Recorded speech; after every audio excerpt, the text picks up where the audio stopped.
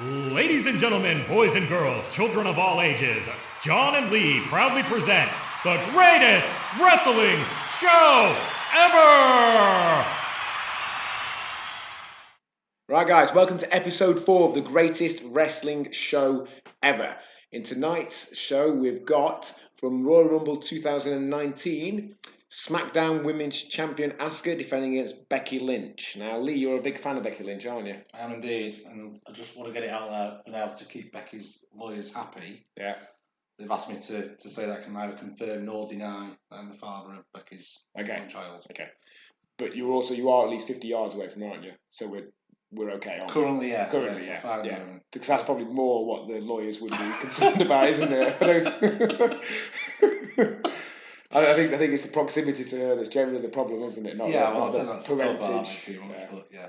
But you may or may not be the father of her child. That's what you're saying. I can neither confirm nor deny. What do you reckon? How tall would the child have to be for you to confirm that it's yours and not Seth Rollins? How tall is Seth Rollins? He's not tall, is he? I don't think he's tall for a wrestler. He's like 6 foot, isn't he? Yeah, it's quite short. Okay. Yeah. So maybe in like 18 years' time, if the child's like over 6 foot. Yeah, that'll be well. Like I said, I can't talk too much about it, but yeah. Right, guys. So at the start, it's Royal Rumble 2019 on the WWE Network. It's 3 minutes and 42 seconds in. It's just the start of the chapter for Becky versus Asuka. We're going to press play, have it on in the background, discuss it. Hopefully, Lee's got a few interesting facts. I've got a bit of the background story and just general gibberish, probably. Countdown's pressing play, by the way. Oh yeah, I'm on it now. Right, you ready? 3, 2, 1, go. All right, so we've got the Giant, the Man. I was about to say sign, but presumably that's digitally superimposed. Was that real, that sign? It looks real to me, yeah. Well, I thought it was real, then I thought it was fake, and now I think it's real. I can't decide. No, it's gone. It's vanished. It's vanished instantly, which suggests that it wasn't real. She was walking out under a huge The Man sign. So this probably is Becky Lynch at her sort of peak, I don't know whatever you want to call it, coolness, isn't it? She had her nose broken by Nia Jax a couple of months before, the classic blood running down the face sort of situation that really helped boost her. Yeah. So this is the Royal Rumble then before WrestleMania, yeah. When she headlined WrestleMania. I think by WrestleMania she'd cooled off a little bit. I think with the convoluted storyline between her and Charlotte Flair and Ronda Rousey, I don't think she was quite as hot, so to speak, come WrestleMania as she was a few months before. Right. This is probably her at her peak, I'd say. So this match is Asuka defending against Becky. Now Becky was the SmackDown Women's Champion until a month before, and at the TLC pay-per-view in December, Asuka defeated Becky and Charlotte in a triple threat table, ladders and chairs match to win SmackDown Women's Championships. We've got Asuka coming out now. We've got a selection of masks, presumably again digitally superimposed, unless they're massive floating masks above the arena. Quite funky Asuka's masks, aren't they? Yeah, they are. Yeah. So out comes Asuka, defending champion, having won the month before. Following the event, that's TLC, the McMahon family, Vince, Shane, Stephanie and Triple H, decreed that champions would no longer have automatic rematch clauses, ruling Lynch out of a guaranteed rematch. The automatic rematch thing, I think, is selectively used at best, isn't it? I'm never even aware of the automatic rematch. I think it's used when they want to do a rematch as a justification for doing it. Yeah. But then if they don't, it's conveniently forgotten about. It's quite common in boxing, isn't it? I do not know. Is it? Yes, very common, yeah. Right, okay, fair enough. I think in wrestling, again, it's just used as a justification. I think of countless examples where people have won titles and the champion that's lost has never got a rematch afterwards. Bob Backlund getting defeated by Diesel in 1994. Don't think he got a rematch, did he? Poor old Bob. Just seeing the Spanish announce table there. It's never good news. Never is it. You know, there was a tag team called the Spanish Announce Team. Really? In Ring of Honor, in sort of the noughties, if you will, so like 2002 to 6 or whatever. Yeah. Their finisher was the double Spanish fly, so a somersault rock bottom off the top rope. So you've got the two of them, the Maximo brothers as they're called, stood on the top rope facing towards the corner. Okay. Opponent stood between them facing the opposite direction into the ring. Yeah. Hook 'em for the rock bottom. They backflip into the ring. The guy taking it, essentially does a somersault, lands on his back, Looks far more painful for the guys giving it. It sounds awesome. Yeah, it's pretty cool. Right, so interesting. Introducing the challenger Becky Lynch from Dublin, Ireland, of course. Yeah, relatively local to us, ish. More local than Japan, anyway. Yes. You know, Asuka's like 39 now. Looks well for her, doesn't she? Got a young face. Really good, yeah. So anyway, after Triple H and Co had announced that there was no automatic rematch clause, Becky Lynch, Flair and Carmella all pleaded their cases for why they deserved a title opportunity on the January 1st, 2019 episode of Smackdown. COO Triple H scheduled a triple threat match between the three for the following week to determine Asuka's challenger at the Royal Rumble for this match. Some little facts for you, Lee. I know you're the interesting facts guy, but maybe I can do some stats. Go on, go for it. So have a guess how many times Becky and Asuka have been in the same match. Not necessarily as opponents, just parts of the same match. 17. Ooh, you've got the 77 times. Wow. They've been in 53 matches against each other. Obviously, some they've been on the same side, etc. What's the who's got the most wins, Becky or Asuka? Asuka. Yeah, you're right. Asuka's won 31 times, and Becky only 22. Right. Now, you know when someone's locked in a submission, like if it was a guy, the opponent might go, ask him, ref. Presumably, like the ref's confused because, like Becky was going, ask her, and he thinks she's having a chat or some sort of shoulder block. Oh, Asuka comes out with a drop kick. Very colourful Asuka's outfit and hair, isn't it? Yeah. No, I like her appearance. So yeah, Asuka has the most wins over Becky. Now I also found on there who Becky and Asuka respectively wrestled the most times. So Becky has wrestled this person the most out of anyone ever, according to CageMatches.net, with 183 times. Have a guess what it is. Charlotte Flair. No, you got the first letter right. Carmella. Carmella. Yeah, Carmella is Becky's most faced opponent. Is this WWE or just professional wrestling career? It's professional wrestling career, but my assumption is that all those matches happen in WWE. I can't think where else they would happen. Yeah, wow. I can't think of one match between them. Well, I can't particularly either. How many you just said? I think the SummerSlam before this, was that the one where Carmella won the women's title or something like that? And that's where people really started to support Becky because they realised that people like Carmella, who they perhaps didn't value as much, were at that point getting pushed over people like Becky. I presume a lot of those 183 times are house shows and stuff like that. Yeah. What about Asuka? Who's her most faced opponent? Bearing in mind she had a long and storied career in Japan before she made it to WWE. Am I likely to get it? It's Peyton Royce from No. the Iconics. She's wrestled Peyton Royce 103 times. She only wrestled Billy Kay 100 times. Okay. So obviously at least 3 matches there that Billy was busy probably. Yeah. Probably up to some sort of funny shenanigans knowing Billy, I'd have thought. Fun facts from each I do, very much. So Becky didn't plan on becoming a wrestling star. Uh-huh. She just watched her brother Richie, Uh-huh. later known in the ring as Gonzo de Mondo.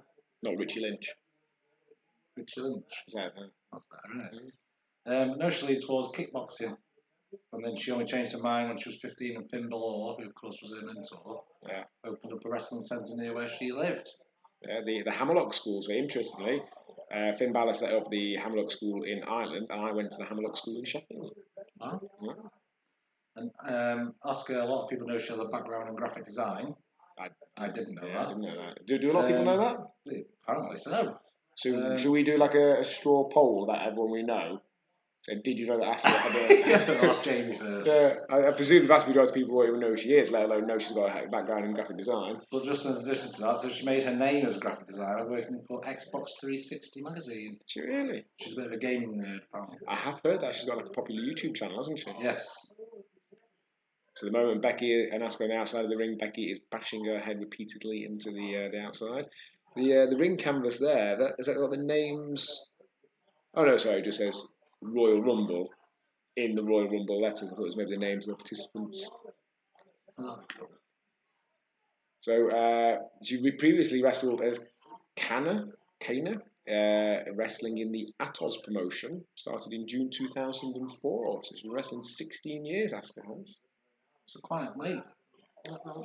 Yeah, I suppose she's been 22, coming up for 23 at that point. Have you ever seen Becky talk about Finn Balor? She's a big fan. Yeah. Yeah. You could argue that it looks like she's got a bit of a crush on him. Yes. I think whenever she talks about him, it's in glowing terms, but he's a nice guy, I'm sure, isn't he? Yeah, I suppose it makes sense. He was a role model. They're doing well, the Irish, aren't they, between Becky and Finn Balor and Sheamus. Yeah. They've got however many world titles between them there. Becky's held between the SmackDown and Raw titles, 3-4 times between them? Yes. And then Finn Balor was the first Universal Champion for a whole 24 hours. Sheamus was, 24 hours? Wow. Seth Rollins, your arch enemy, injured him in the match in the tournament finals, crowned the first ever Universal Champion at SummerSlam 2016. So he finished the match. If you see the footage, he gives him the buckle bomb. He normally power bombs with the buckle. Gives him that on the outside against those grey, whatever you call them, ringside things. And Balor dislocates his shoulder as he lands, and then he just goes like this, pulls his arm back into position, relocating it, or whatever the term is. But obviously, having got it checked by the doctors, they said you need to take X amount of months off, and you had to vacate the title the next night on Raw. And there was I think if I remember correctly, a fatal 4-way to crown a new champion, which was won by Kevin Owens when Triple H interfered and gave Seth Rollins the pedigree. Now, that's brought up one thing that I don't like in wrestling, when a bad guy turns to a good guy because another bad guy beats him up. To me, that's quite common though, isn't it? Yeah, but to me, the bad guy who's turning good should do it because they've had a change of heart, or they've decided that they feel differently about something, as opposed to some other bad guy just not liking them anymore. Yeah, I mean that's been the most common switch as far as I know in wrestling. It's daft to me. Most recently with Sasha Banks, of course. Yeah, one bad guy or girl turning on the other one, to me, is no way to turn them good. Reminds me of when Ahmed Johnson joined the Nation of Domination in 1997, and a few weeks later they kicked him out and gave him a beating, and then the next week on Raw you're supposed to cheer Ahmed again. And I was like, but 2 weeks ago he was being a bad guy. You don't have to cheer him. I did not cheer him. Good. He was useless. But he got a good finisher. He did a tope over the ropes outside as well, which was pretty good for her. Another nice story for you. Becky struggled with substance abuse in her teenage years. Did she struggle, or was she really good at it? I think she's all over it, wasn't she? Fantastic. Well, she didn't stick on it long enough, so quitter. She's a failed substance abuser. That's good to hear. Did he specify what substances? Guinness, probably, I'd thought. I think she's only ever gone public about the drink side of things, but then she also mentioned she did other things that she shouldn't have been doing. You know Sean Ryder from Happy Mondays, classic alcoholic. Have a guess how old he was when he had his first pint of Guinness. Go on. He was 3. His grandma gave him a pint of Guinness when he was 3. So we just go back with it. Classic alcoholic. Well, when you think of an alcoholic, that's George kind Best. of Well, even more so with him, because at least Bestie, in his most well-known phase, actually still looked like an athlete and all that. I know he did not as an old man, whereas Sean Ryder's always looked. He's never looked well, has he? Classic alcoholic. If I was creating an alcoholic, it'd probably be Sean Ryder. That would be sort of what I'd put together. I'm just envisioning a story in the newspaper where I would say, pop icon Sean Ryder. Classic alcoholic Sean Ryder. First pint of Guinness, age 3. Right, so at the moment, Becky and Asuka, we've forgotten there's a match going on here, haven't we? They are trading blows, Irish whip into the corner. Now, presumably, Becky is the master of the Irish whip. You'd imagine so. You presumably taught that in, primary school or something, wouldn't you? In Ireland, yeah. Yeah. Do you want to know why it's called an Irish whip? Is it because they sort of do it the wrong way around? Oh, that's offensive. That's really offensive. That's what I've always assumed. No, it Kate was... State used to use the Irish whip a lot, didn't he? It's not Irish, though. No. It was invented by an Irish wrestler. Off the top of my head, I think it was someone like Damo O'Malley or something like that. And I might be completely wrong with the name. I'm fairly sure it was an Irish wrestler that did it first. I wonder if the first time someone... Irish fans listening. I wonder if the first time they did an Irish whip, like what the reaction was to it, because obviously in real life, if you try and whip someone across the ring, they either don't go or they just stop. Yeah. They wouldn't keep running and bouncing across the ropes repeatedly. I should imagine, to be honest, the first Irish whip probably didn't involve some sort of complex sequence of crisscrossing. It probably just was literally throwing him into the corner, and then it evolved over time into what we see nowadays. So anyway, Asuka signed for WWE in August 2015. I remember the press conference with Triple H, making her the first Japanese wrestler signed with the company in over 20 years. You just take one of my fun facts. I'm so sorry. You're right. Did I make it less fun? Would it have been better if you did it? Yeah, it's a bit monotone. Sorry.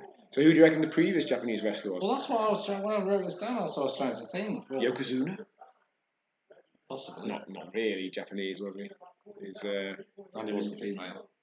No, it doesn't specify male or female. Just mine does. Oh, actually, no, you are right. Yeah. So in that case, Bull Nakano. There you go. Bull Nakano was signed in summer of 1995 to face women's champion Alundra Blaze. Yeah, because he was Samoan, wasn't he? He was, yeah. His cousins to, I don't know, second cousins. That's we've done that to death already. So Asuka then spent 2 years in developmental branch NXT, where she was former NXT Women's Champion. Her reign of 510 days being the longest in that title's history, as well as Female Competitor of the Year in 2016-17, Overall Competitor of the Year in 2017. She was moved to the main roster in September 2017. Now, Asuka supposedly has the longest undefeated streak ever in WWE. I'm calling that's not true. Go on. Because, well, if you think about it, they announced when she beat Goldberg's number of matches, and supposedly she ended up on whatever it was, 200 or 300 matches. However, Hogan, first title reign, 4 years, supposedly wrestled 400 days a year. Don't know how that maths works, but let's say wrestled 300 days a year. Did Hogan lose any of those matches? Doubt it. No. You got Bruno Sammartino's first title reign was 7 years, probably wrestling 20 odd times a month, I'd have thought. Yeah. So those two definitely you would assume have a longer undefeated streak, unless there's the odd disqualification loss in there. So these two have something in common as well. That they, at one point, they both retired from wrestling through injury. Becky was retired for quite a while, wasn't she? Yeah, so it was. She got knocked out in 2006. Kisu landed on her head, causing damage to Becky's 8th cranial nerve. Okay. She ended up taking a break for 7 years. And Asuka, she had chronic nephritis, which is an inflammation of the kidney. She retired over 10 years ago. For how long? How long was she retired for? She was retired for a couple of years, maybe. That's a nasty bump there. So Asuka's given Becky what you might call a modified fisherman's buster off the apron to the floor. I don't know if Becky just didn't turn very well, but she landed quite, I don't know, heavily. So, speaking of Becky's initial retirement, as you correctly said, she retired in September 2006, had 3 matches over the next 6 years. But then apparently, in late 2012, she signed a contract with WWE. So I don't quite know that happened. Did she just turn up and say, "Can I have a contract, please?" Or maybe a tryout? But she essentially went from not having wrestled for 6 years to signing a WWE contract. Wow. Yeah. And then she came back up through NXT, is that right? She did, yeah. She was part of the 4 horsewomen in NXT, very much the fourth of the 4, if you will. You had Sasha and Bayley feuding over the women's title. You had Charlotte Flair in there and Becky as the 4th one. I think at that point, yeah, she's definitely 4th out of 4. But lo and behold, became the, I was about to say arguably, but I'm not sure it is arguable, the biggest star out of the 4 of them. Yeah. So I like Becky Lynch, but I am surprised that she became as big a star and as popular as she did.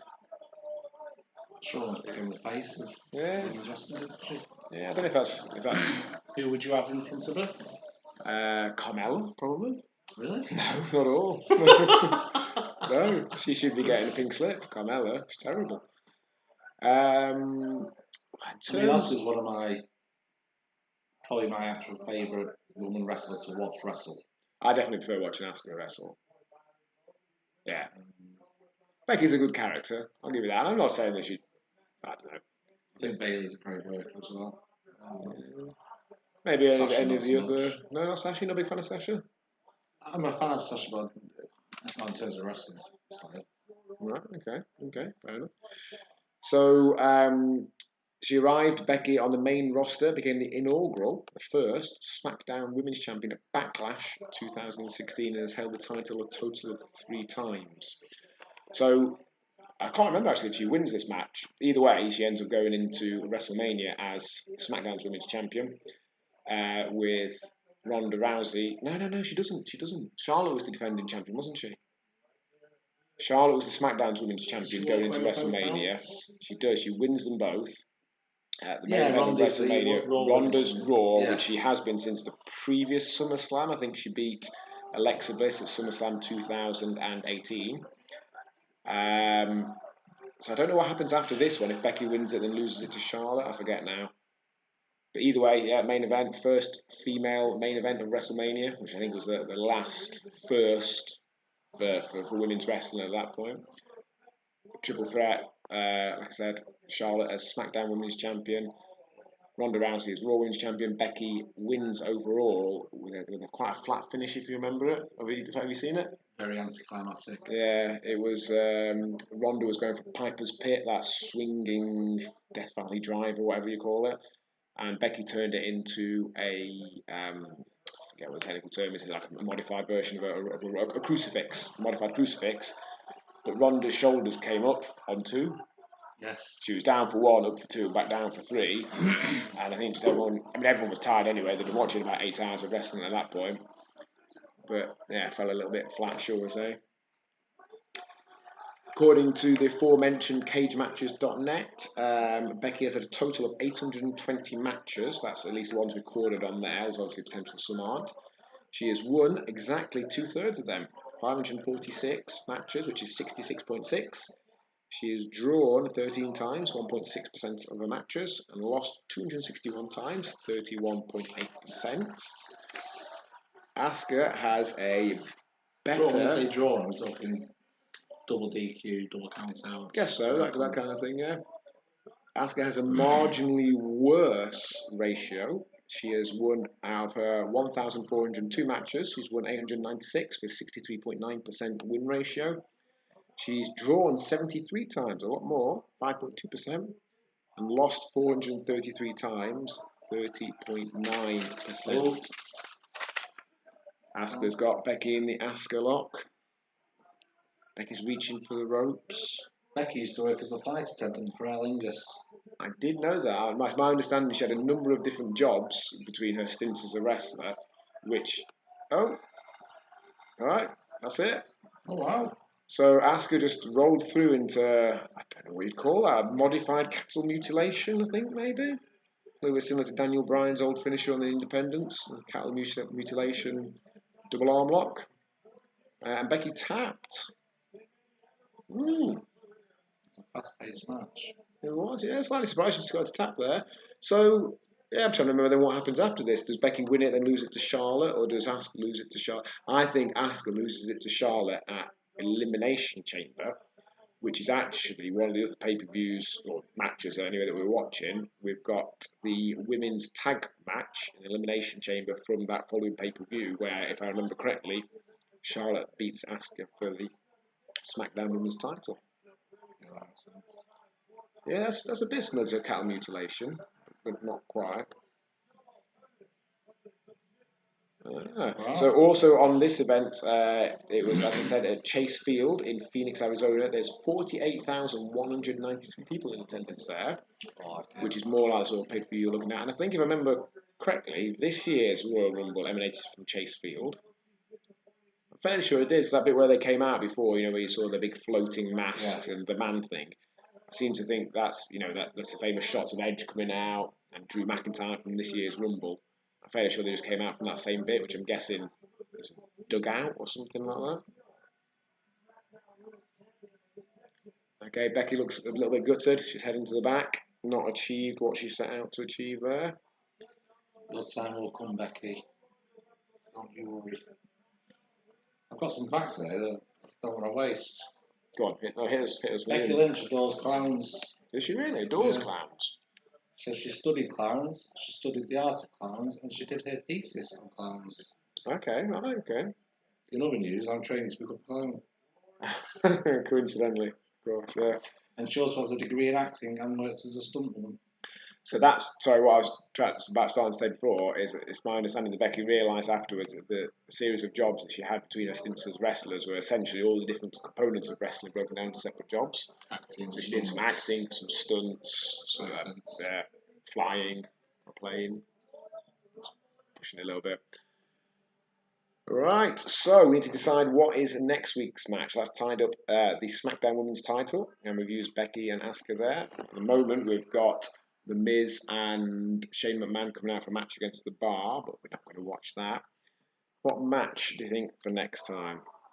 We've got a couple of singles matches. You could do something like Shawn Michaels Undertaker. Was that too early in the show? Ooh, that feels early.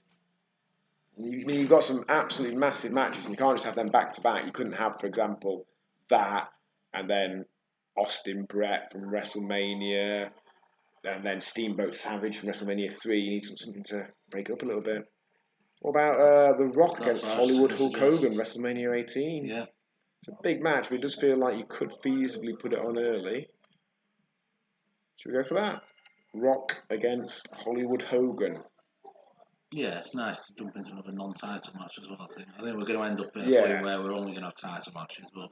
Need to alternate a little bit to some degree. We could have WrestleMania 22, the Ric Flair match, the Money in the Bank ladder match that we determined was the only good match Ric Flair had in his WWE career. That classic. With Bobby Lashley, and we've ended up... It's the greatest wrestling show ever has a Bobby Lashley match in it. That's got to be an error, isn't it? I don't remember agreeing to that. We struggled. We struggled to find a match that involved Ric Flair. Down there, line 12. WrestleMania 22, Money in the Bank ladder match. Rob Van Dam. Spoiler there. Okay, Rob Van Dam against Bobby Lashley and Finlay and Matt Hardy and Ric Flair and Shelton Benjamin. We struggled with Flair because Flair's famous WrestleMania or pay-per-view matches have been against the likes of Undertaker, Shawn Michaels, people like that. They're already taken elsewhere. Yeah, and obviously he had his match against Savage, didn't he? But got Savage against Steamboat. Which that takes precedent. Yeah. No, I think that we looked at it, and that's what we were left with. So are we saying? Fair enough. Are we saying then Hogan Rock from WrestleMania 18 for next week? Yeah, I think it's a good place to have a big match in there. I think. Yeah, I like it. Right, guys. Any more interesting facts, Lee, or are you done? Asuka owns a hair salon. Did you know that? I did not know that. Sort of makes sense. In Japan, is that? It is. Yokohama, yeah. Marvelous stuff. Right, guys. Hope you enjoyed that. Like I said, next week we've got Hollywood Hulk Hogan versus The Rock. Icon versus Icon. We'll see you then. See you then.